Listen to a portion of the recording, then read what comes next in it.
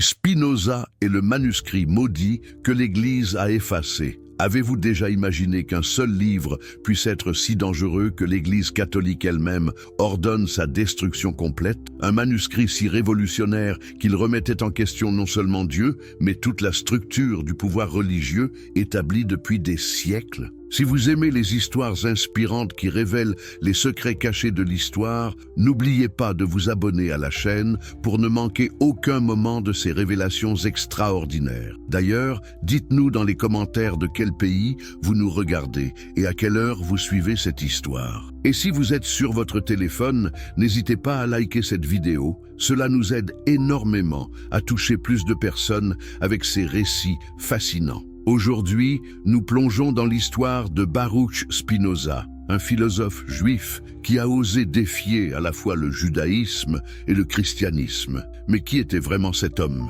Pourquoi ses idées ont-elles provoqué une telle terreur dans les cercles religieux? Et surtout, ont-ils réussi à détruire complètement son héritage ou certains fragments ont-ils survécu dans les ombres de l'histoire? Cette histoire commence dans les ruelles d'Amsterdam, en 1656, lorsqu'un jeune homme de 23 ans allait changer à jamais la façon dont l'humanité percevait Dieu, la nature et la liberté de penser. Ulbel, le hérétique d'Amsterdam. Imaginez-vous dans l'Amsterdam du XVIIe siècle, cette ville cosmopolite où les réfugiés juifs d'Espagne et du Portugal avaient trouvé refuge après des siècles de persécution. Dans ce havre de paix relative, la communauté juive avait reconstruit sa vie, ses synagogues, ses écoles. Mais que se passe-t-il lorsqu'un de leurs propres fils commence à remettre en question les fondements mêmes de leur foi? Le 27 juillet 1656, quelque chose d'extraordinaire et de terrible se produisit dans la synagogue portugaise d'Amsterdam. Baruch Spinoza, un jeune homme brillant issu d'une famille de marchands respectés, fut frappé par le chérem le plus sévère de l'histoire du judaïsme. Mais qu'est-ce qui avait pu pousser les dirigeants religieux à prononcer ces mots terrifiants? Qu'il soit maudit de jour et de nuit, qu'il soit maudit quand il se couche et quand il se lève, quand il sort et quand il rentre. Pour comprendre cette excommunication dramatique, il faut remonter aux années de formation de Spinoza. Né en 1632 dans une famille de Marane, ces Juifs qui avaient été forcés de se convertir au christianisme en Espagne, mais pratiquaient secrètement leur foi, Baruch grandit dans un environnement où la dissimulation et la réflexion critique étaient des nécessités de survie. Son père, Michael Spinoza, était un marchand prospère qui avait réussi à reconstruire sa fortune à Amsterdam après avoir fui l'Inquisition espagnole. Dès son plus jeune âge, Baruch montra des capacités intellectuelles exceptionnelles. Il maîtrisait parfaitement l'hébreu, le latin, l'espagnol et le portugais. Mais surtout, il possédait cette curiosité insatiable qui le poussait à questionner tout ce qu'on lui enseignait. N'est-ce pas étrange qu'un enfant destiné à reprendre l'entreprise familiale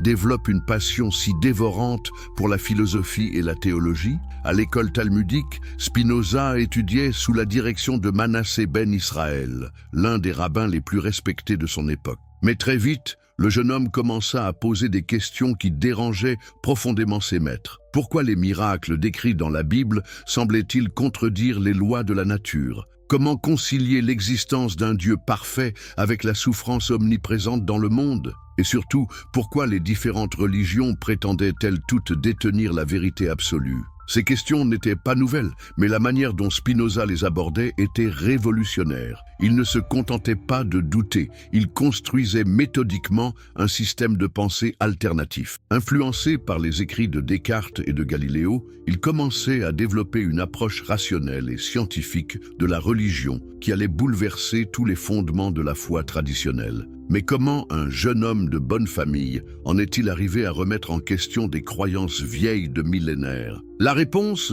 se trouve dans le contexte unique d'Amsterdam au XVIIe siècle. Cette ville était un véritable laboratoire intellectuel où se côtoyaient des penseurs de toutes origines. Spinoza fréquentait des cercles d'intellectuels chrétiens progressistes, des scientifiques, des philosophes. Il découvrait les œuvres interdites, les traductions clandestines, les débats sur la nouvelle science. C'est dans ce bouillonnement intellectuel que Spinoza commença à développer ses idées les plus subversives. Il remettait en question l'authenticité de certains passages de la Bible, suggérant suggérant qu'ils avaient été écrits par des auteurs postérieurs à Moïse. Il doutait de l'immortalité de l'âme telle que décrite dans la tradition juive. Et surtout, il commençait à esquisser une vision de Dieu qui n'était plus ce Père patriarcal et tout-puissant, mais plutôt une force naturelle immanente à l'univers. Ces idées, Spinoza les partageait d'abord discrètement avec quelques amis proches. Mais dans une communauté aussi soudée que celle des Juifs d'Amsterdam, les secrets ne restent pas longtemps cachés. Les rumeurs commencèrent à circuler. On murmurait que le jeune Spinoza enseignait des doctrines dangereuses, qu'il niait les fondements de la foi juive, qu'il était devenu un athée. Les dirigeants de la communauté tentèrent d'abord de le raisonner. Ils lui proposèrent même une pension annuelle de 1000 florins, une somme considérable à l'époque, s'il acceptait de garder le silence sur ses opinions hérétiques et de continuer à fréquenter la synagogue. Mais pouvez-vous imaginer Spinoza acceptant de trahir sa quête de vérité pour de l'argent? Sa réponse fut sans appel. Il préférait la pauvreté à la dissimulation. L'excommunication était donc devenue inévitable. Mais cette cérémonie du 27 juillet 1656 ne fut pas seulement un rejet religieux, ce fut un véritable spectacle théâtral destiné à marquer les esprits. Dans la synagogue bondée, devant toute la communauté assemblée, les rabbins prononcèrent la formule la plus sévère du Chérem. « Maudit soit-il de jour et de nuit, maudit quand il se couche et quand il se lève, maudit quand il sort et quand il rentre. Que l'Éternel ne lui pardonne jamais, que l'Éternel allume sa colère et sa jalousie contre cet homme et lui inflige toutes les malédictions écrites dans le livre de la loi. » Cette malédiction était si terrible qu'elle interdisait à quiconque d'approcher Spinoza à moins de 4 coudées, de lui parler, de lire ses écrits ou même de lui rendre service. Sa propre famille dut le renier. Ses amis d'enfance l'évitaient dans la rue. Du jour au lendemain, Baruch Spinoza était devenu un fantôme social. Mais cette excommunication, loin de briser Spinoza, allait le libérer. Désormais affranchi des contraintes communautaires, il pouvait poursuivre sa quête philosophique sans compromis. Il abandonna son prénom hébreu Baruch pour adopter la forme latine Benedictus, symbolisant sa rupture avec son passé et son entrée dans le monde des intellectuels européens. Pour survivre, Spinoza apprit le métier de polisseur de lentilles optiques. N'y a-t-il pas une ironie magnifique dans le fait que cet homme qui polissait les verres pour améliorer la vision humaine travaillait simultanément à polir les concepts philosophiques pour clarifier la compréhension de l'univers? Dans son petit atelier de Reinsburg, puis de Warburg et enfin de La Haye, Spinoza menait une double vie, artisan le jour, philosophe la nuit. Cette période de sa vie nous révèle un aspect fascinant de la personnalité de Spinoza, sa capacité à trouver dans les activités les plus humbles une source de réflexion philosophique. Le polissage des lentilles exigeait une précision mathématique, une patience infinie, une recherche constante de la perfection. N'est-ce pas exactement ce que demandait aussi son travail philosophique? Cette métaphore de la lentille, qui permet de voir plus clairement la réalité, allait d'ailleurs traverser toute son œuvre. Mais Spinoza n'était pas un ermite. Malgré son excommunication, il maintenait des relations avec de nombreux intellectuels de son époque. Il correspondait avec les plus grands savants européens, accueillait dans sa modeste demeure des visiteurs venus de toute l'Europe pour discuter avec lui. Comment un homme officiellement maudit pouvait-il exercer une telle fascination sur les esprits les plus brillants de son temps? La réponse se trouve dans ses premiers écrits, qui commençaient à circuler de manière clandestine. Le traité de la réforme de l'entendement, le court traité sur Dieu, l'homme et la béatitude, et surtout le traité théologico-politique publié anonymement en 1670, révélaient une pensée d'une originalité et d'une profondeur stupéfiante. L'éthique qui défia Dieu. Que se passe-t-il lorsqu'un homme décide de repenser complètement la nature de Dieu? Lorsqu'il refuse les dogmes établis depuis des millénaires pour construire une vision entièrement nouvelle du divin. C'est exactement ce que fit Spinoza avec son œuvre maîtresse, l'Éthique, un manuscrit si révolutionnaire qu'il n'osa jamais le publier de son vivant. Pour comprendre la portée explosive de cette œuvre, il faut d'abord saisir le contexte intellectuel de l'époque. Au XVIIe siècle, la vision traditionnelle de Dieu dominait encore complètement la pensée européenne. Dieu était conçu comme un être personnel, transcendant, créateur du monde, mais distinct de sa création. Il était le souverain absolu de l'univers, capable d'intervenir dans l'histoire humaine par des miracles, de récompenser les bons et de punir les méchants. Mais que se passerait-il si cette vision était complètement fausse? Si Dieu n'était pas un être personnel, mais plutôt la substance même de l'univers? C'est exactement ce que proposa Spinoza avec sa formule révolutionnaire « Deus sive natura », Dieu ou la nature. Cette équation apparemment simple allait faire trembler tous les fondements de la religion occidentale. Car si Dieu et la nature ne font qu'un, cela signifie qu'il n'y a pas de création ex nihilo, pas de providence divine, pas de libre arbitre au sens traditionnel, et surtout pas de transcendance. Dieu n'est plus ce Père céleste qui veille sur ses enfants depuis les hauteurs du paradis, mais la force immanente qui anime chaque particule de l'univers. Imaginez l'impact de cette idée sur les croyants de l'époque. Spinoza ne niait pas l'existence de Dieu, mais il redéfinissait si radicalement ce concept que sa vision semblait plus dangereuse encore que l'athéisme pur et simple. Au moins, l'athée se contentait de nier Dieu. Spinoza, lui, le transformait en quelque chose d'entièrement différent. Pour développer cette vision révolutionnaire, Spinoza choisit une méthode tout à fait inhabituelle en philosophie, la démonstration géométrique. Pourquoi un philosophe déciderait-il de présenter ses idées sur Dieu et la morale sous la forme de définitions, d'axiomes, de propositions et de démonstrations, comme s'il s'agissait d'un traité de mathématiques? La réponse révèle le génie de Spinoza. Il était convaincu que la vérité sur l'univers pouvait être découverte avec la même certitude que les théorèmes géométriques. Si l'on acceptait certaines définitions et axiomes de base, toutes les autres vérités découlaient nécessairement par déduction logique.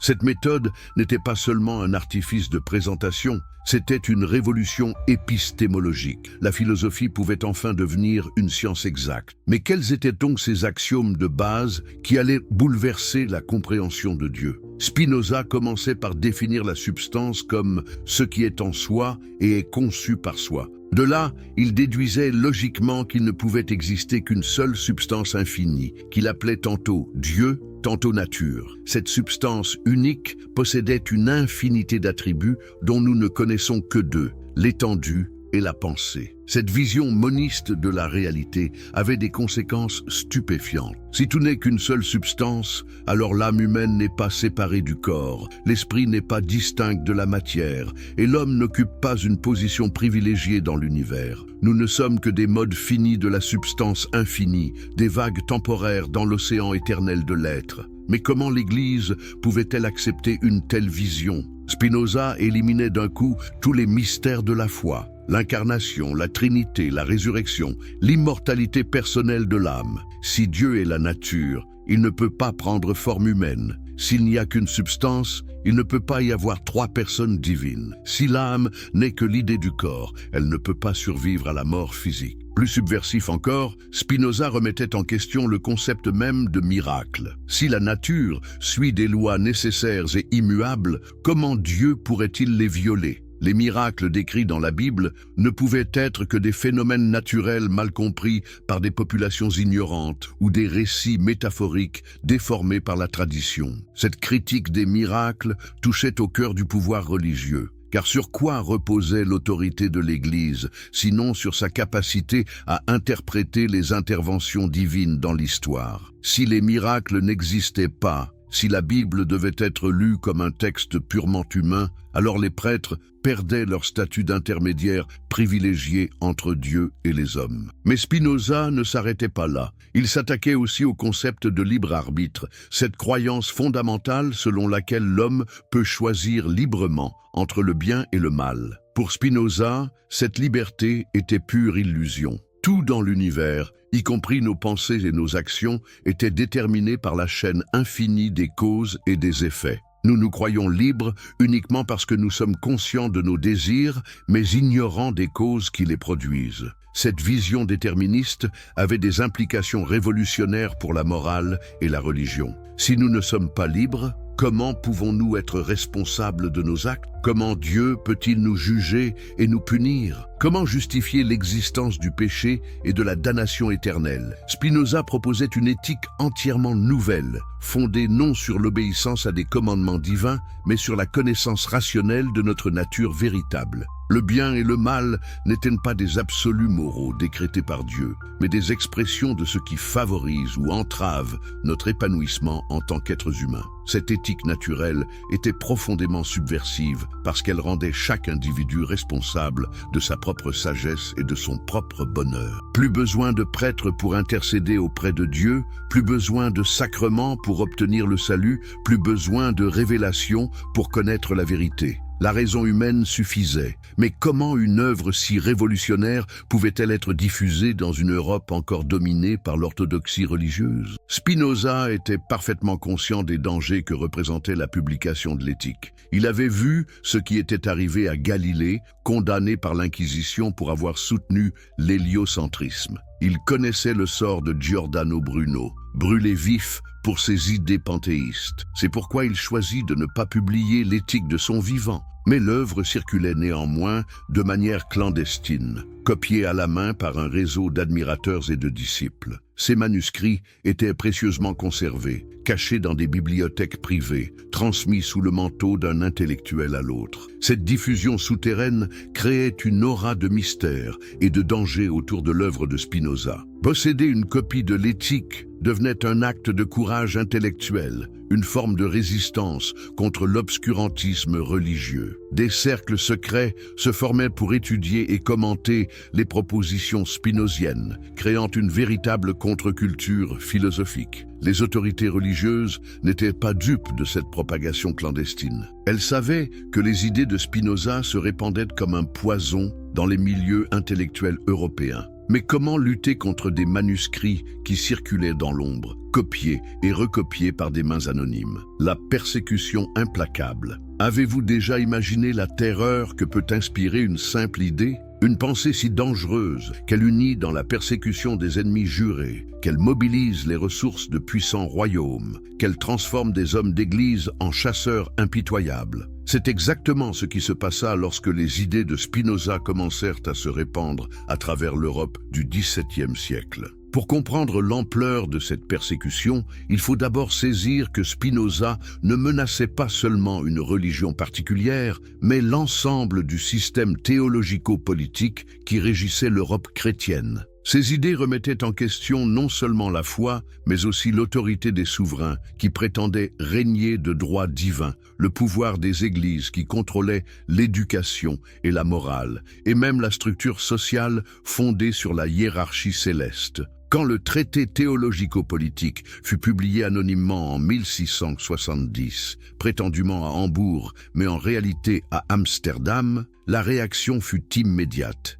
et violente. Cet ouvrage, qui prônait la liberté de pensée et la séparation entre religion et politique, fut immédiatement reconnu comme l'œuvre la plus dangereuse de son époque. Mais comment les autorités avaient-elles découvert si rapidement l'identité de son auteur? La vérité est que Spinoza n'était pas aussi anonyme qu'il le croyait. Ses idées étaient déjà connues dans les cercles intellectuels européens grâce à sa correspondance avec des savants comme Henry Oldenburg, secrétaire de la Royal Society de Londres, ou Gottfried Leibniz, le grand mathématicien et philosophe allemand. Ces échanges épistolaires, bien que discrets, avaient créé un réseau d'informateurs involontaires qui permettait aux autorités de suivre la trace du philosophe maudit. Le premier à sonner l'alarme fut le théologien protestant Lambert van Veldhuizen, qui écrivit à Jacob Ostens. Ce livre dépasse en impiété et en blasphème tous ceux qui ont jamais paru dans le monde.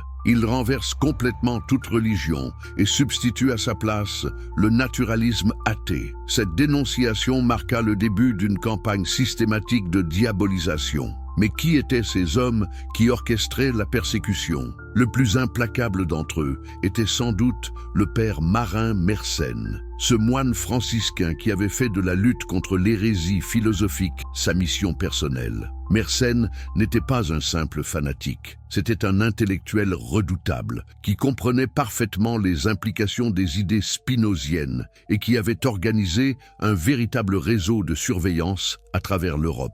Ce réseau fonctionnait selon des méthodes qui préfiguraient les polices secrètes modernes. Des agents infiltraient les universités, les salons philosophiques, les librairies. Ils notaient les noms de ceux qui s'intéressaient aux œuvres interdites, surveillaient les correspondances, rapportaient les conversations suspectes. L'objectif était double: identifier les sympathisants de Spinoza et saisir tous les exemplaires de ses œuvres. Les méthodes utilisées pour traquer les manuscrits spinoziens étaient d'une ingéniosité terrifiante. Les autorités offraient des récompenses considérables pour chaque copie saisie, créant un réseau de délateurs prêts à trahir leurs propres amis pour de l'argent. Elles organisaient des perquisitions surprises dans les bibliothèques privées, fouillaient les bagages des voyageurs aux frontières, interceptaient le courrier des intellectuels suspects. Mais le plus efficace était encore l'infiltration des cercles intellectuels. Des agents provocateurs se faisaient passer pour des admirateurs de Spinoza,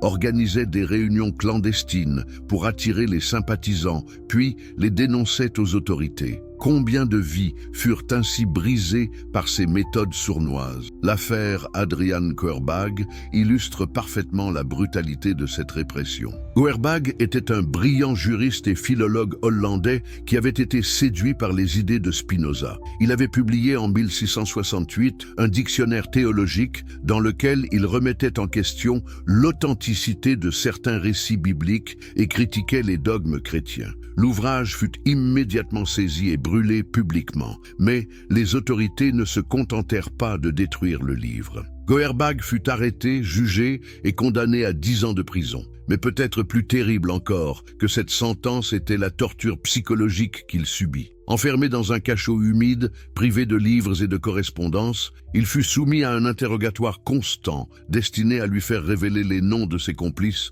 et l'emplacement des manuscrits cachés. Koerbagh ne survécut pas à cette épreuve. Il mourut en prison en 1669 à l'âge de 37 ans, officiellement de maladie, mais en réalité brisé par la persécution. Sa mort envoya un message clair à tous les intellectuels européens. Sympathiser avec Spinoza pouvait coûter la vie. Cette terreur ne se limitait pas aux auteurs et aux éditeurs. Elle s'étendait aussi aux simples lecteurs, aux copistes, aux libraires qui osaient diffuser les œuvres interdites. Johannes Bredenburg, un commerçant de Rotterdam qui avait correspondu avec Spinoza, fut ruiné par les poursuites judiciaires. Ses biens furent confisqués, sa famille ostracisée, sa réputation détruite. Les libraires étaient particulièrement surveillés. Leurs boutiques étaient régulièrement fouillées, leurs stocks inspectés, leurs clients interrogés. Ceux qui étaient pris en flagrant délit de vente d'ouvrages spinoziens risquaient la prison, l'amende et surtout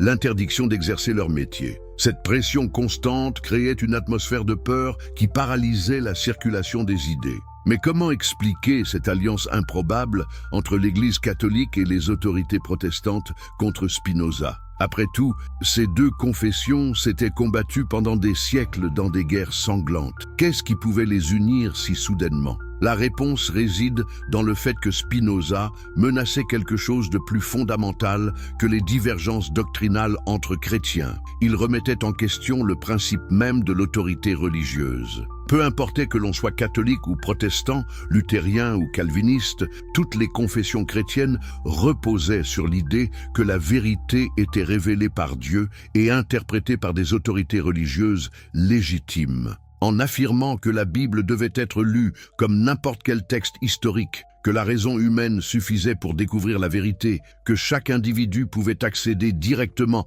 à la connaissance de Dieu, Spinoza sapait les fondements mêmes du pouvoir ecclésiastique. C'est pourquoi le pape et les dirigeants protestants, malgré leurs différences théologiques, se retrouvaient unis dans la lutte contre ce danger commun. Cette alliance se concrétisa par la création d'un réseau de censure qui transcendait les frontières confessionnelles. Des listes d'ouvrages interdits circulaient entre Rome, Genève, Wittenberg et Canterbury. Des informations étaient échangées sur les mouvements des manuscrits suspects. Des arrestations coordonnées étaient organisées simultanément dans plusieurs pays. L'efficacité de cette répression était redoutable. En quelques années, la plupart des copies du traité théologico-politique furent saisies et détruites. Les réseaux de diffusion clandestine furent démantelés. Les intellectuels qui avaient manifesté leur sympathie pour Spinoza furent intimidés ou neutralisés. Mais cette persécution avait aussi des effets pervers.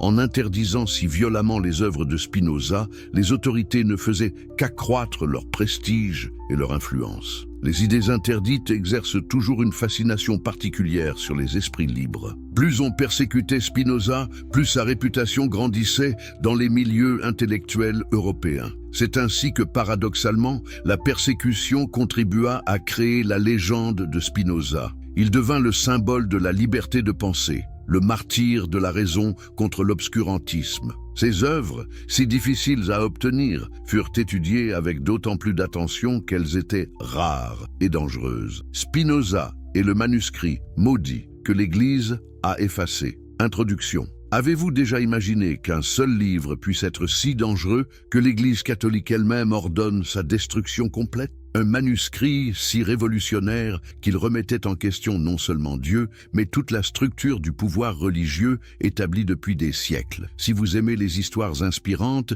qui révèlent les secrets cachés de l'histoire, n'oubliez pas de vous abonner à la chaîne pour ne manquer aucun moment de ces révélations extraordinaires. D'ailleurs, dites-nous dans les commentaires de quel pays vous nous regardez et à quelle heure vous suivez cette histoire. Et si vous êtes sur votre téléphone, n'hésitez pas à liker cette vidéo. Cela nous aide énormément à toucher plus de personnes avec ces récits fascinants. Aujourd'hui, nous plongeons dans l'histoire de Baruch Spinoza, un philosophe juif qui a osé défier à la fois le judaïsme et le christianisme. Mais qui était vraiment cet homme? Pourquoi ses idées ont-elles provoqué une telle terreur dans les cercles religieux? Et surtout, ont-ils réussi à détruire complètement son héritage ou certains fragments ont-ils survécu dans les ombres de l'histoire? Cette histoire commence dans les ruelles d'Amsterdam, en 1656, lorsqu'un jeune homme de 23 ans allait changer à jamais la façon dont l'humanité percevait Dieu, la nature et la liberté de penser. Ulbel, le hérétique d'Amsterdam. Imaginez-vous dans l'Amsterdam du XVIIe siècle,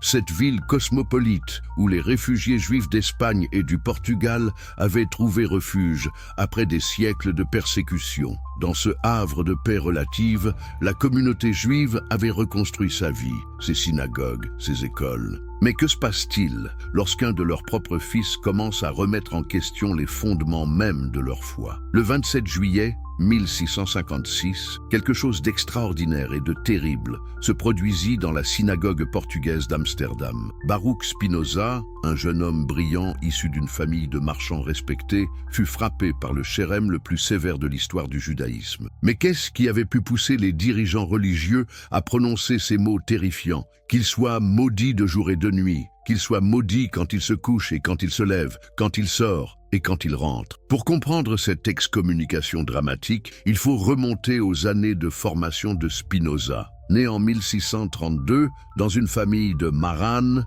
ces Juifs qui avaient été forcés de se convertir au christianisme en Espagne, mais pratiquaient secrètement leur foi, Baruch grandit dans un environnement où la dissimulation et la réflexion critique étaient des nécessités de survie. Son père, Michael Spinoza, était un marchand prospère qui avait réussi à reconstruire sa fortune à Amsterdam après avoir fui l'Inquisition espagnole. Dès son plus jeune âge, Baruch montra des capacités intellectuelles exceptionnelles. Il maîtrisait parfaitement l'hébreu, le latin, l'espagnol et le portugais. Mais surtout, il possédait cette curiosité insatiable qui le poussait à questionner tout ce qu'on lui enseignait. N'est-ce pas étrange qu'un enfant destiné à reprendre l'entreprise familiale développe une passion si dévorante pour la philosophie et la théologie? À l'école talmudique, Spinoza étudiait sous la direction de Manassé ben Israël, l'un des rabbins les plus respectés de son époque. Mais très vite, le jeune homme commença à poser des questions qui dérangeaient profondément ses maîtres. Pourquoi les miracles décrits dans la Bible semblaient-ils contredire les lois de la nature? Comment concilier l'existence d'un Dieu parfait avec la souffrance omniprésente dans le monde? Et surtout, pourquoi les différentes religions prétendaient-elles toutes détenir la vérité absolue? Ces questions n'étaient pas nouvelles, mais la manière dont Spinoza les abordait était révolutionnaire. Il ne se contentait pas de douter, il construisait méthodiquement un système de pensée alternatif. Influencé par les écrits de Descartes et de Galiléo, il commençait à développer une approche rationnelle et scientifique de la religion qui allait bouleverser tous les fondements de la foi traditionnelle. Mais comment un jeune homme de bonne famille en est-il arrivé à remettre en question des croyances vieilles de millénaires? La réponse se trouve dans le contexte unique d'Amsterdam au XVIIe siècle. Cette ville était un véritable laboratoire intellectuel où se côtoyaient des penseurs de toutes origines. Spinoza fréquentait des cercles d'intellectuels chrétiens progressistes,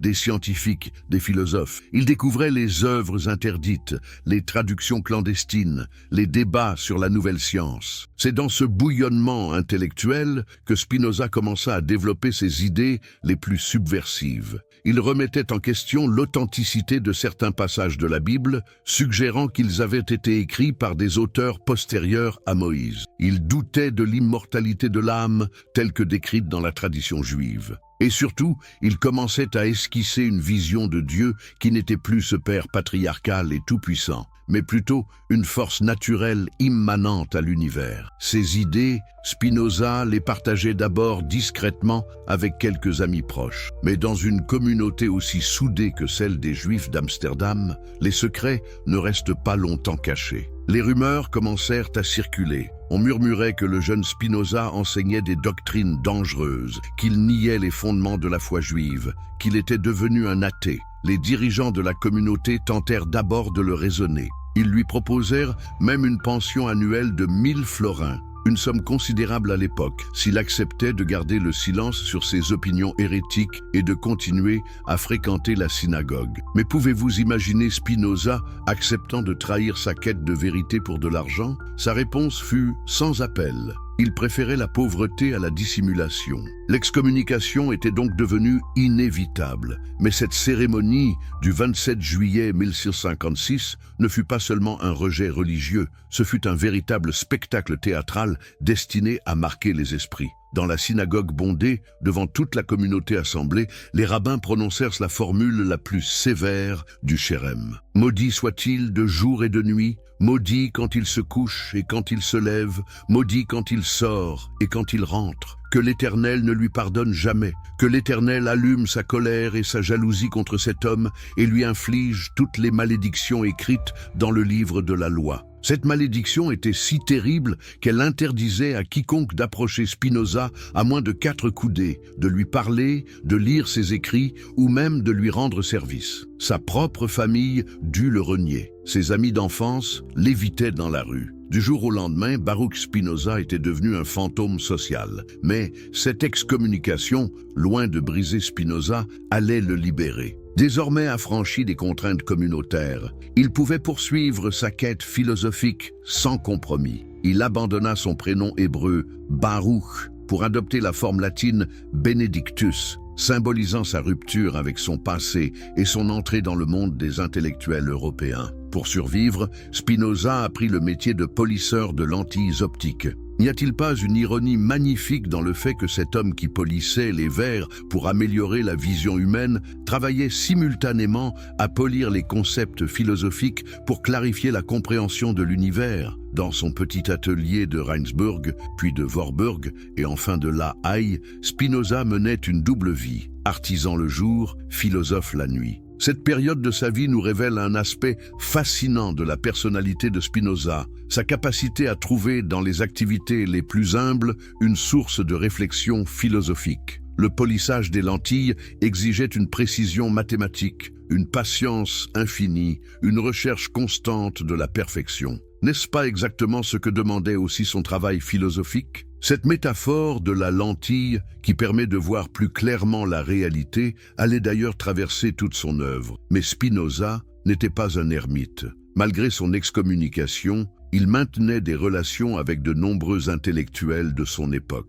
Il correspondait avec les plus grands savants européens, accueillait dans sa modeste demeure des visiteurs venus de toute l'Europe pour discuter avec lui. Comment un homme officiellement maudit pouvait-il exercer une telle fascination sur les esprits les plus brillants de son temps? La réponse se trouve dans ses premiers écrits, qui commençaient à circuler de manière clandestine. Le traité de la réforme de l'entendement, le court traité sur Dieu, l'homme et la béatitude, et surtout le traité théologico-politique publié anonymement en 1670, révélaient une pensée d'une originalité et d'une profondeur stupéfiante. L'éthique qui défia Dieu. Que se passe-t-il lorsqu'un homme décide de repenser complètement la nature de Dieu? Lorsqu'il refuse les dogmes établis depuis des millénaires pour construire une vision entièrement nouvelle du divin. C'est exactement ce que fit Spinoza avec son œuvre maîtresse, l'Éthique, un manuscrit si révolutionnaire qu'il n'osa jamais le publier de son vivant.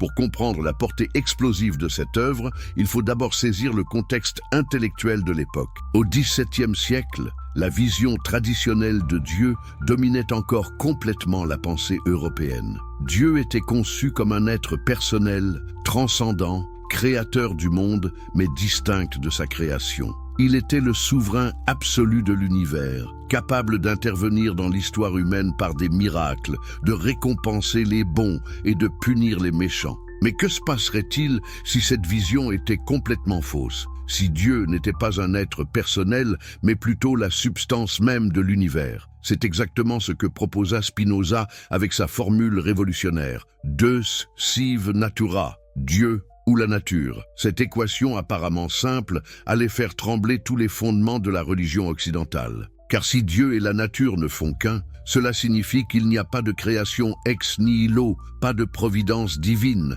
pas de libre arbitre au sens traditionnel, et surtout pas de transcendance. Dieu n'est plus ce Père céleste qui veille sur ses enfants depuis les hauteurs du paradis, mais la force immanente qui anime chaque particule de l'univers. Imaginez l'impact de cette idée sur les croyants de l'époque. Spinoza ne niait pas l'existence de Dieu, mais il redéfinissait si radicalement ce concept que sa vision semblait plus dangereuse encore que l'athéisme pur et simple. Au moins, l'athée se contentait de nier Dieu. Spinoza, lui, le transformait en quelque chose d'entièrement différent. Pour développer cette vision révolutionnaire, Spinoza choisit une méthode tout à fait inhabituelle en philosophie, la démonstration géométrique. Pourquoi un philosophe déciderait-il de présenter ses idées sur Dieu et la morale sous la forme de définitions, d'axiomes, de propositions et de démonstrations, comme s'il s'agissait d'un traité de mathématiques? La réponse révèle le génie de Spinoza.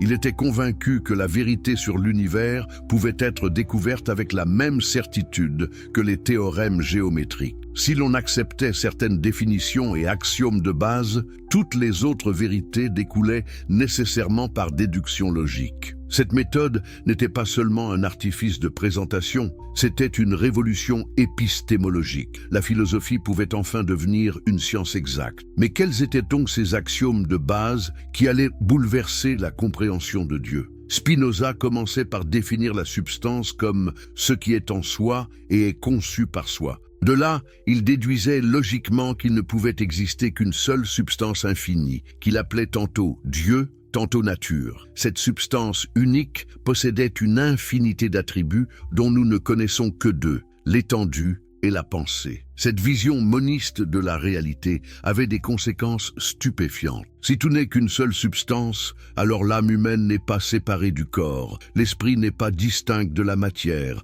et l'homme n'occupe pas une position privilégiée dans l'univers. Nous ne sommes que des modes finis de la substance infinie, des vagues temporaires dans l'océan éternel de l'être. Mais comment l'Église pouvait-elle accepter une telle vision? Spinoza éliminait d'un coup tous les mystères de la foi. L'incarnation, la Trinité, la résurrection, l'immortalité personnelle de l'âme. Si Dieu est la nature, il ne peut pas prendre forme humaine. S'il n'y a qu'une substance, il ne peut pas y avoir trois personnes divines. Si l'âme n'est que l'idée du corps, elle ne peut pas survivre à la mort physique. Plus subversif encore, Spinoza remettait en question le concept même de miracle. Si la nature suit des lois nécessaires et immuables, comment Dieu pourrait-il les violer? Les miracles décrits dans la Bible ne pouvaient être que des phénomènes naturels mal compris par des populations ignorantes ou des récits métaphoriques déformés par la tradition. Cette critique des miracles touchait au cœur du pouvoir religieux.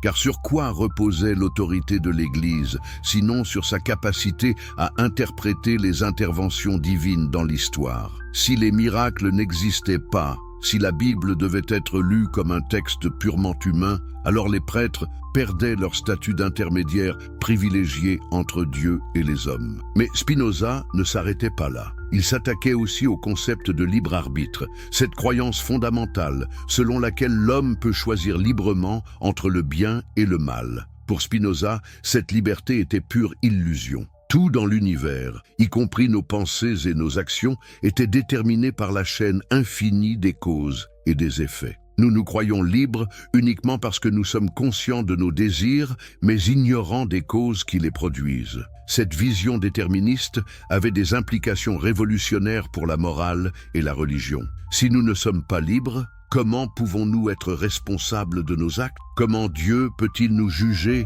et nous punir? Comment justifier l'existence du péché et de la damnation éternelle? Spinoza proposait une éthique entièrement nouvelle, fondée non sur l'obéissance à des commandements divins, mais sur la connaissance rationnelle de notre nature véritable. Le bien et le mal n'étaient pas des absolus moraux décrétés par Dieu, mais des expressions de ce qui favorise ou entrave notre épanouissement en tant qu'êtres humains. Cette éthique naturelle était profondément subversive parce qu'elle rendait chaque individu responsable de sa propre sagesse et de son propre bonheur. Plus besoin de prêtres pour intercéder auprès de Dieu, plus besoin de sacrements pour obtenir le salut, plus besoin de révélations pour connaître la vérité. La raison humaine suffisait. Mais comment une œuvre si révolutionnaire pouvait-elle être diffusée dans une Europe encore dominée par l'orthodoxie religieuse? Spinoza était parfaitement conscient des dangers que représentait la publication de l'éthique.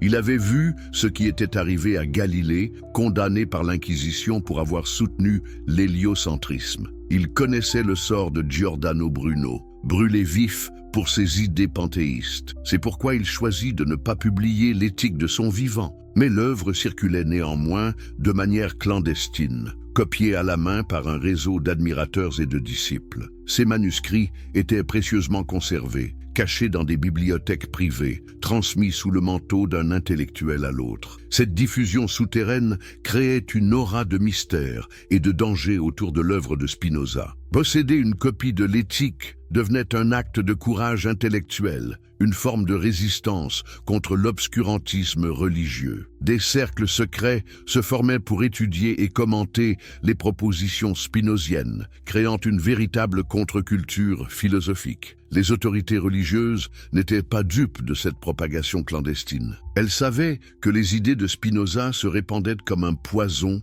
dans les milieux intellectuels européens. Mais comment lutter contre des manuscrits qui circulaient dans l'ombre, copiés et recopiés par des mains anonymes? La persécution implacable. Avez-vous déjà imaginé la terreur que peut inspirer une simple idée? Une pensée si dangereuse qu'elle unit dans la persécution des ennemis jurés, qu'elle mobilise les ressources de puissants royaumes, qu'elle transforme des hommes d'église en chasseurs impitoyables. C'est exactement ce qui se passa lorsque les idées de Spinoza commencèrent à se répandre à travers l'Europe du XVIIe siècle. Pour comprendre l'ampleur de cette persécution, il faut d'abord saisir que Spinoza ne menaçait pas seulement une religion particulière, mais l'ensemble du système théologico-politique qui régissait l'Europe chrétienne. Ces idées remettaient en question non seulement la foi, mais aussi l'autorité des souverains qui prétendaient régner de droit divin, le pouvoir des églises qui contrôlaient l'éducation et la morale, et même la structure sociale fondée sur la hiérarchie céleste. Quand le traité théologico-politique fut publié anonymement en 1670, prétendument à Hambourg, mais en réalité à Amsterdam, la réaction fut immédiate et violente. Cet ouvrage, qui prônait la liberté de pensée et la séparation entre religion et politique, fut immédiatement reconnu comme l'œuvre la plus dangereuse de son époque. Mais comment les autorités avaient-elles découvert si rapidement l'identité de son auteur? La vérité est que Spinoza n'était pas aussi anonyme qu'il le croyait. Ses idées étaient déjà connues dans les cercles intellectuels européens grâce à sa correspondance avec des savants comme Henry Oldenburg, secrétaire de la Royal Society de Londres, ou Gottfried Leibniz, le grand mathématicien et philosophe allemand. Ces échanges épistolaires, bien que discrets, avaient créé un réseau d'informateurs involontaires qui permettait aux autorités de suivre la trace du philosophe maudit. Le premier à sonner l'alarme fut le théologien protestant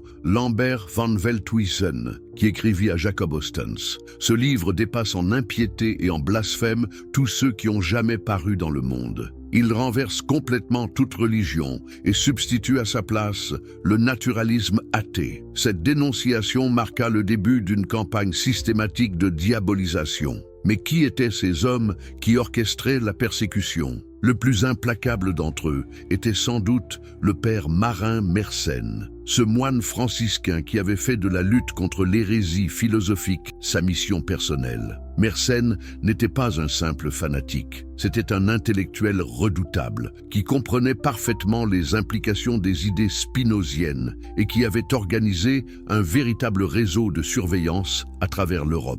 Ce réseau fonctionnait selon des méthodes qui préfiguraient les polices secrètes modernes. Des agents infiltraient les universités, les salons philosophiques, les librairies. Ils notaient les noms de ceux qui s'intéressaient aux œuvres interdites, surveillaient les correspondances, rapportaient les conversations suspectes. L'objectif était double: identifier les sympathisants de Spinoza et saisir tous les exemplaires de ses œuvres. Les méthodes utilisées pour traquer les manuscrits spinoziens étaient d'une ingéniosité terrifiante. Les autorités offraient des récompenses considérables pour chaque copie saisie, créant un réseau de délateurs prêts à trahir leurs propres amis pour de l'argent. Elles organisaient des perquisitions surprises dans les bibliothèques privées, fouillaient les bagages des voyageurs aux frontières, interceptaient le courrier des intellectuels suspects. Mais le plus efficace était encore l'infiltration des cercles intellectuels. Des agents provocateurs se faisaient passer pour des admirateurs de Spinoza,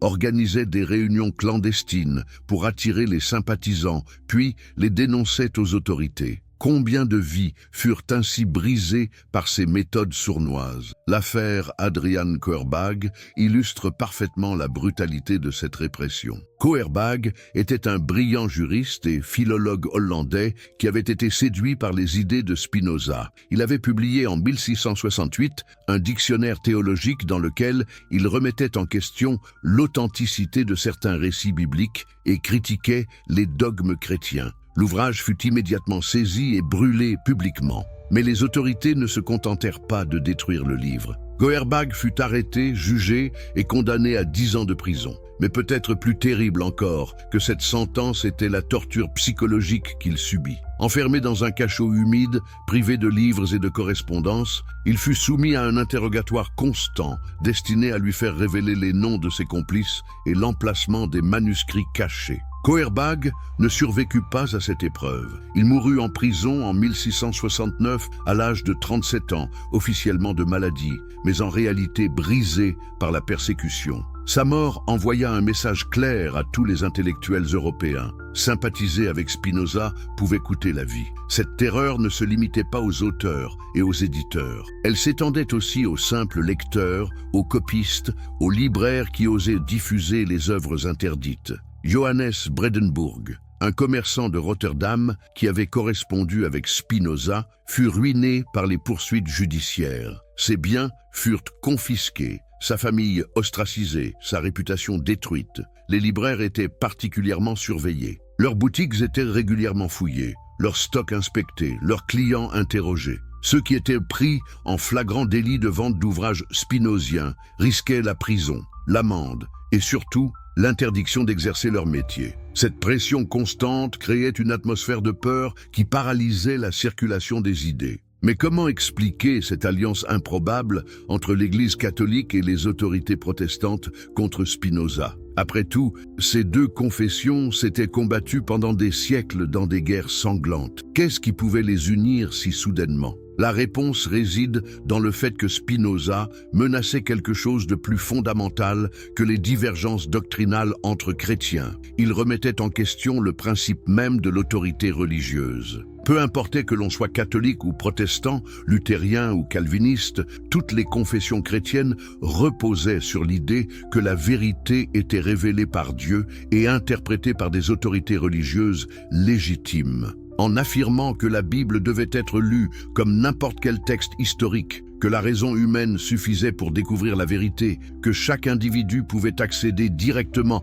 à la connaissance de Dieu, Spinoza sapait les fondements mêmes du pouvoir ecclésiastique. C'est pourquoi le pape et les dirigeants protestants, malgré leurs différences théologiques, se retrouvaient unis dans la lutte contre ce danger commun. Cette alliance se concrétisa par la création d'un réseau de censure qui transcendait les frontières confessionnelles. Des listes d'ouvrages interdits circulaient entre Rome, Genève, Wittenberg et Canterbury. Des informations étaient échangées sur les mouvements des manuscrits suspects. Des arrestations coordonnées étaient organisées simultanément dans plusieurs pays. L'efficacité de cette répression était redoutable. En quelques années, la plupart des copies du traité théologico-politique furent saisies et détruites. Les réseaux de diffusion clandestine furent démantelés. Les intellectuels qui avaient manifesté leur sympathie pour Spinoza furent intimidés ou neutralisés. Mais cette persécution avait aussi des effets pervers. En interdisant si violemment les œuvres de Spinoza, les autorités ne faisaient qu'accroître leur prestige et leur influence. Les idées interdites exercent toujours une fascination particulière sur les esprits libres. Plus on persécutait Spinoza, plus sa réputation grandissait dans les milieux intellectuels européens. C'est ainsi que, paradoxalement, la persécution contribua à créer la légende de Spinoza. Il devint le symbole de la liberté de penser, le martyr de la raison contre l'obscurantisme. Ses œuvres, si difficiles à obtenir, furent étudiées avec d'autant plus d'attention qu'elles étaient rares et dangereuses. L'héritage immortel. Mais que devient une idée lorsqu'elle est officiellement déclarée morte ? Que se passe-t-il quand un pouvoir absolu croit avoir étouffé définitivement une pensée révolutionnaire ? L'histoire de Spinoza nous apprend que la vérité, même enterrée sous des siècles de censure, finit toujours par renaître de ses cendres. Si vous appréciez ces récits sur les grands esprits qui ont façonné notre monde,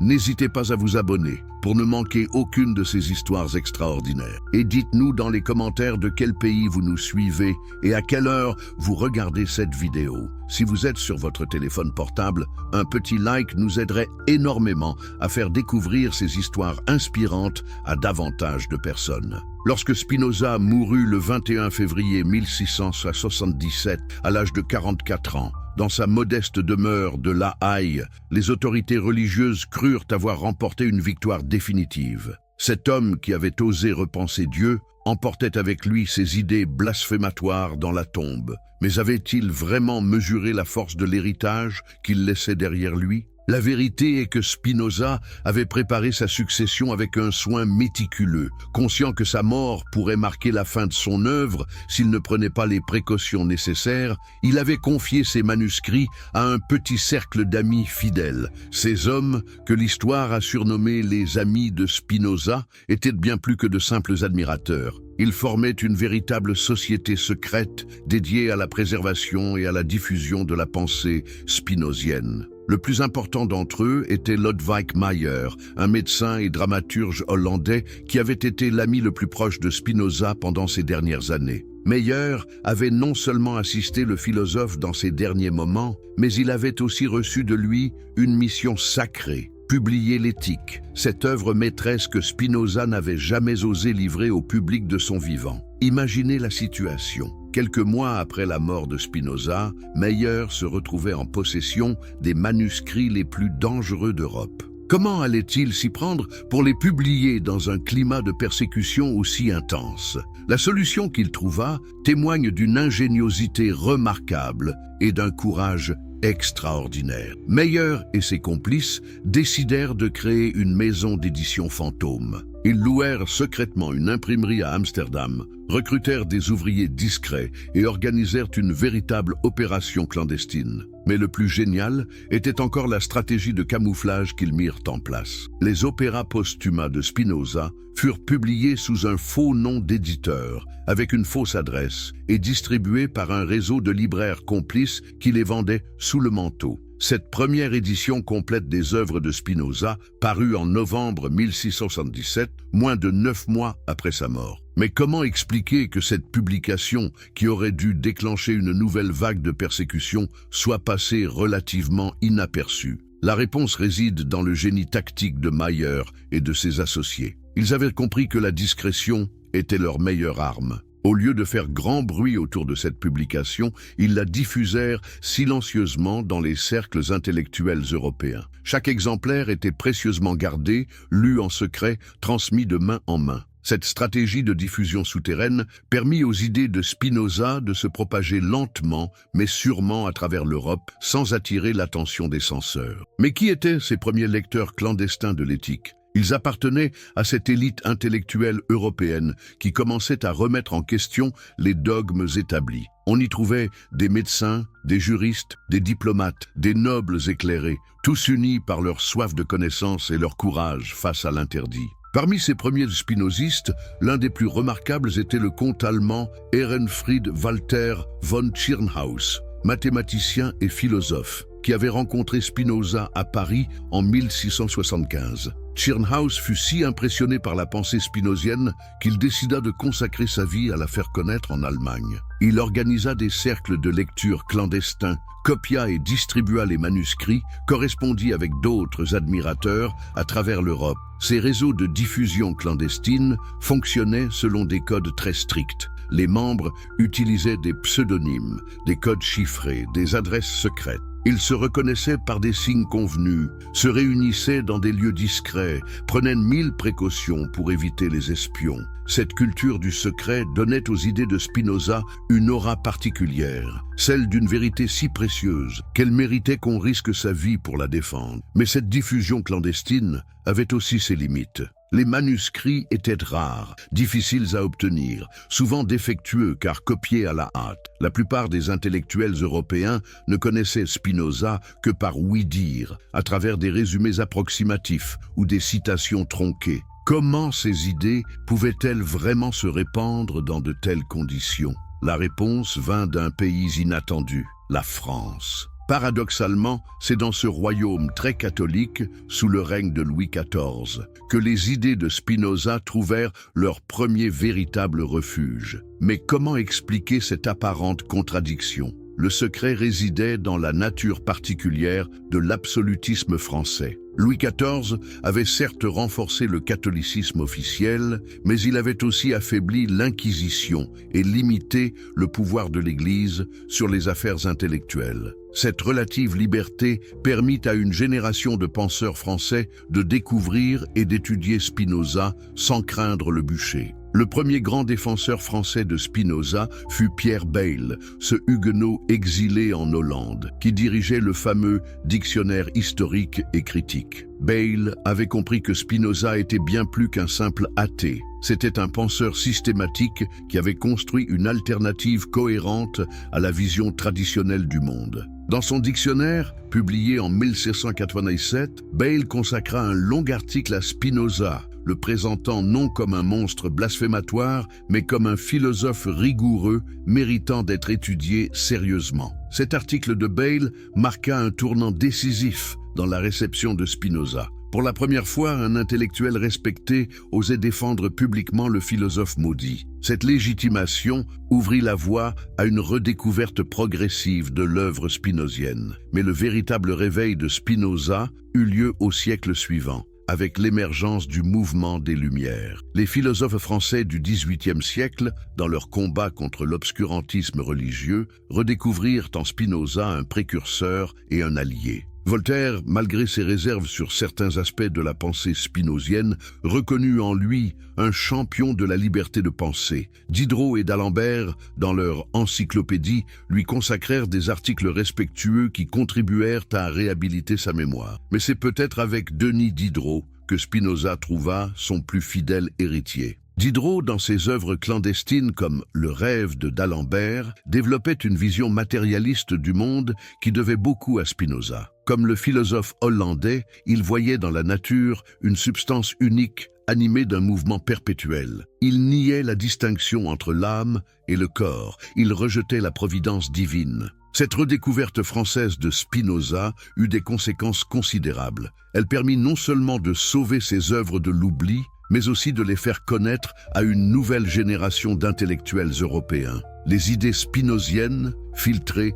et transformées par les philosophes des Lumières, commencèrent à influencer la pensée européenne de manière souterraine mais profonde. Mais la véritable résurrection de Spinoza eut lieu en Allemagne, avec l'émergence de l'idéalisme allemand. Lessing, Herder, Goethe, tous ces géants de la culture allemande redécouvrirent en Spinoza un penseur génial qui avait anticipé leurs propres intuitions. Lessing, dans ses dernières conversations avec Jacobi, avoua « Il n'y a pas d'autre philosophie que la philosophie de Spinoza ». Cette déclaration provoqua un scandale considérable dans l'Allemagne protestante. Comment le plus respecté des écrivains allemands pouvait-il se réclamer de l'athée Spinoza? Cette polémique, connue sous le nom de Pantheismusstreit, querelle du panthéisme, relança l'intérêt pour Spinoza et força les intellectuels allemands à se confronter sérieusement à sa pensée. Goethe, de son côté, fut profondément marqué par la lecture de l'Éthique. Il y trouva une vision de la nature qui correspondait à ses propres intuitions poétiques et scientifiques. Dans ses conversations avec Eckermann, il déclara « Spinoza ne démontre pas l'existence de Dieu, il montre que l'existence est divine ». Cette formule magnifique résume parfaitement l'influence de Spinoza sur la pensée romantique allemande. Mais c'est avec Hegel que Spinoza atteignit sa pleine reconnaissance philosophique. Hegel, dans ses leçons sur l'histoire de la philosophie, fit de Spinoza un moment essentiel du développement de la pensée occidentale. Il salua en lui le premier philosophe à avoir compris que la substance était sujet, que l'absolu était processus, que la vérité était système. Cette consécration hégélienne de Spinoza marqua le début d'une nouvelle ère dans la réception de sa pensée. Désormais, on ne pouvait plus ignorer ou mépriser Spinoza. Il était devenu un classique, un monument de la philosophie occidentale. Ses œuvres furent rééditées, traduites, commentées. Des chaires universitaires lui furent consacrées. Sa maison de La Haye devint un lieu de pèlerinage pour les amateurs de philosophie. Au XIXe siècle, l'influence de Spinoza s'étendit bien au-delà de la philosophie pure. Les poètes romantiques, comme Novalis ou Shelley, trouvèrent dans sa vision panthéiste une source d'inspiration poétique.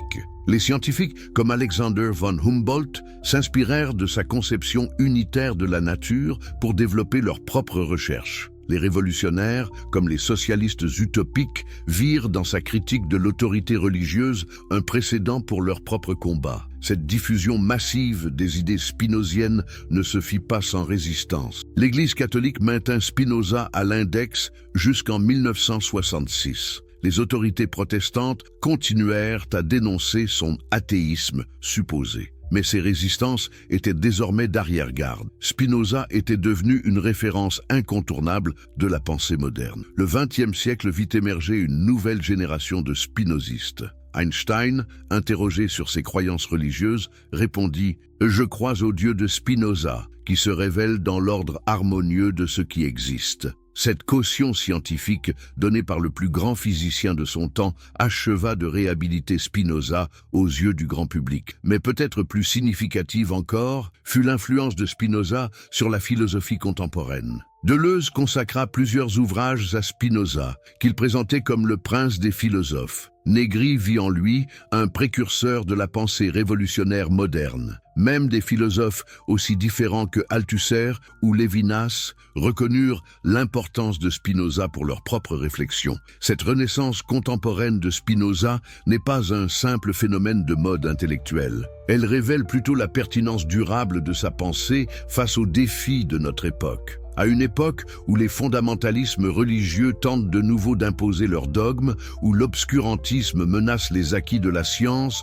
où l'intolérance divise les sociétés, Spinoza nous rappelle l'importance cruciale de la liberté de penser et de la raison critique. Ulbuck, conclusion finale. Alors que nous arrivons au terme de cette extraordinaire odyssée intellectuelle, une question fondamentale se pose. Qu'est-ce qui fait qu'une idée survit à travers les siècles, malgré les persécutions, les interdictions, les tentatives d'effacement? L'histoire de Spinoza nous donne une réponse claire et définitive. La vérité possède une force intrinsèque qui finit toujours par triompher de l'obscurantisme. 3 siècles et demi après sa mort, Baruch Spinoza n'est plus ce paria excommunié par sa propre communauté, ce philosophe maudit dont les livres étaient brûlés sur les places publiques. Il est devenu l'une des figures les plus respectées de la pensée occidentale, un géant intellectuel dont l'influence continue de grandir à chaque génération. Mais que nous enseigne vraiment cette extraordinaire résurrection?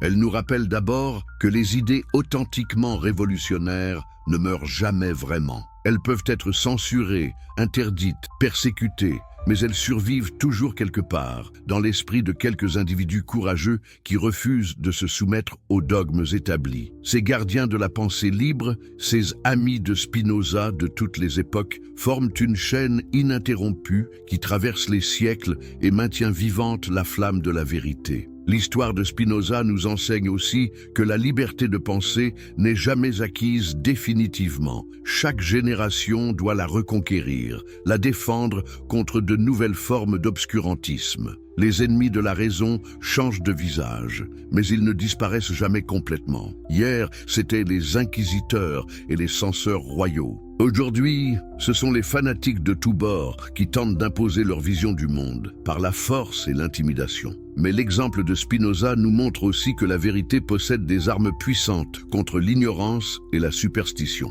La première de ces armes est la raison critique, cette capacité à examiner les croyances établies sans se laisser intimider par l'autorité ou la tradition. Spinoza nous apprend que questionner n'est pas blasphémer, que douter n'est pas détruire, que penser librement n'est pas menacer l'ordre social. La deuxième arme de la vérité est la solidarité entre les esprits libres. Les amis de Spinoza nous montrent qu'aucun penseur n'est jamais vraiment seul, qu'il existe toujours quelque part des hommes et des femmes prêts à risquer leur sécurité pour défendre la liberté de penser. Cette solidarité transcende les frontières, les religions, les époques. Elle unit dans un même combat tous ceux qui refusent de se soumettre aux dogmes. La troisième arme est la patience historique. Spinoza savait qu'il ne verrait peut-être jamais le triomphe de ses idées, mais il avait confiance en l'intelligence humaine et en la force de la vérité. Il travaillait pour les générations futures, persuadé que tôt ou tard, la raison finirait par l'emporter sur l'obscurantisme. Cette patience, cette confiance dans l'avenir de l'humanité sont des leçons précieuses pour notre époque souvent découragée. Mais l'héritage le plus précieux de Spinoza réside peut-être dans sa vision profondément optimiste de la nature humaine. Contrairement à ses contemporains qui voyaient dans l'homme un être déchu, corrompu par le péché originel, Spinoza affirmait que l'homme était naturellement bon, que ses erreurs venaient de l'ignorance plutôt que de la malice. Cette foi en la perfectibilité humaine, cette confiance dans les capacités de la raison, font de Spinoza un précurseur des Lumières et un inspirateur de tous les mouvements d'émancipation. Aujourd'hui, alors que nous vivons dans une époque de mutation profonde où de nouvelles questions se posent sur l'intelligence artificielle, les biotechnologies, l'écologie, les idées de Spinoza restent d'une actualité saisissante. Sa vision moniste de la réalité qui refuse de séparer l'esprit de la matière, l'homme de la nature, résonne étrangement avec les découvertes de la science contemporaine. Sa critique de l'anthropocentrisme, sa conception écologique de l'homme comme partie intégrante de la nature, anticipe les préoccupations environnementales actuelles. Sa philosophie politique, qui prône la démocratie, la tolérance, la séparation des pouvoirs, reste un modèle pour tous ceux qui luttent contre l'autoritarisme et pour la liberté. Sa conception de la religion, comme expression poétique de vérité philosophique, offre une voie de réconciliation entre science et spiritualité, entre raison et foi. Mais plus que tout, Spinoza nous enseigne que la vraie liberté ne consiste pas à faire n'importe quoi, mais à comprendre les lois qui régissent notre existence pour agir en harmonie avec notre nature profonde. Cette sagesse spinozienne, qui réconcilie déterminisme et liberté, nécessité et choix, reste d'une pertinence extraordinaire pour notre époque troublée. En contemplant le destin extraordinaire de ce manuscrit maudit devenu livre de sagesse, nous comprenons que les idées les plus dangereuses pour les pouvoirs établis sont souvent celles qui libèrent l'esprit humain de ses chaînes. Spinoza a payé cher sa liberté de penser, excommunication, persécution, ostracisme, mais il a légué à l'humanité un trésor inestimable. La preuve que la vérité, même persécutée, finit toujours par triompher. Alors que nous refermons ce livre d'histoire, gardons en mémoire cette leçon essentielle. Chaque fois que nous choisissons la raison contre le dogme, la tolérance contre le fanatisme, la liberté contre l'oppression, nous perpétuons l'héritage de Spinoza. Nous sommes tous, à notre manière, les héritiers de ce philosophe maudit devenu immortel. Et vous, après avoir découvert cette histoire extraordinaire, comment allez-vous honorer l'héritage de Spinoza ? Aurez-vous le courage de questionner vos propres certitudes, de défendre la liberté de penser, de résister à toutes les formes d'obscurantisme? L'avenir de la raison et de la liberté dépend de chacun d'entre nous, car finalement, le plus beau triomphe de Spinoza n'est pas d'avoir survécu dans les livres d'histoire, mais de continuer à vivre dans l'esprit de tous ceux qui osent penser librement. Tant qu'il y aura des hommes et des femmes pour questionner, pour douter, pour chercher la vérité, sans se laisser intimider par l'autorité, l'esprit de Spinoza continuera à éclairer le monde.